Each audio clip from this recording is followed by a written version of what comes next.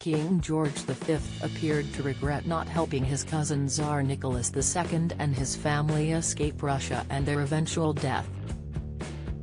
When he learned of the death of the Romanovs and their 5 children, who were killed in a brutal, disorganized murder by the Bolsheviks, the monarch lamented the loss of life for the poor innocent children in his diary. Nicholas was crowned on May 26, 1896, marking the beginning of the end of the Romanov dynasty. George had a close relationship with Nicky, the nickname he had for the Russian, and he is often slammed for betraying him. He has even been dubbed a moral coward for changing his mind about granting the family asylum. The details are disputed, but Dr. Helen Rappaport, a specialist in Victorian and late Russian imperial history writing for History Extra in 2021, explained that a common misconception is that King George V offered the Romanovs asylum. Here, Express.co.uk takes a closer look at Nicholas and George's relationship and the role the king did, or did not, play in his cousin's death. The Tsar and King were related through the monarch's mother, Alexandra Princess of Wales, who was sister to the Russian ruler's mother, Dagmar of Denmark. George and Nicholas had much in common. Not only did they look similar, but they were also both shy and solitary, with there being almost nothing the two wanted less than to get involved in politics. The pair developed a close bond, a connection that first began in childhood.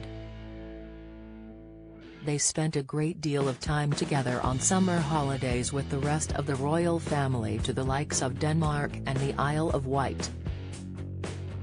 In a letter sent to Nicholas in 1894, George wrote, "I look upon you as one of my oldest and best friends." As they grew older, their correspondence continued, and they would often refer to each other as dearest and use the nicknames Nicky and Georgie in their letters. In 1894, Nicholas married Alexandra Fyodorovna, Princess Alex of Hesse, who was Queen Victoria's favorite granddaughter. Together, they had 5 children. There was a great deal of uncertainty surrounding Nicholas's rule.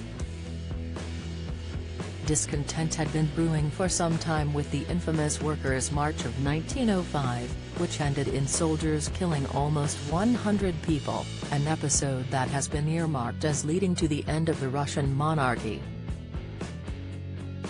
During World War I, life in Russia only worsened, and coupled with Nicholas's poor leadership, the situation culminated in the Russian Revolution of 1917.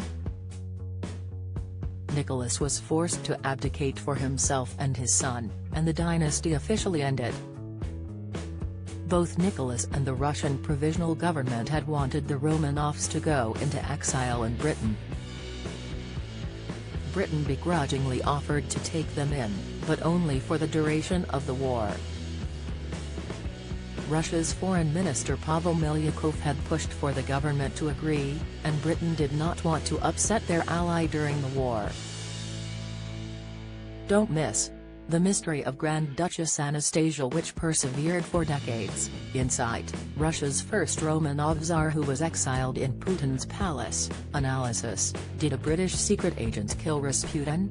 Report: but the king had been receiving furious letters from his subjects, many of whom supported the Russian Revolution.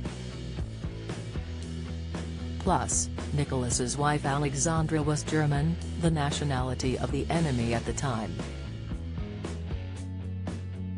Dr. Rappaport explained, fear of losing his own throne at a time of heightened political tension prompted the king to renege on his support for the asylum initiative.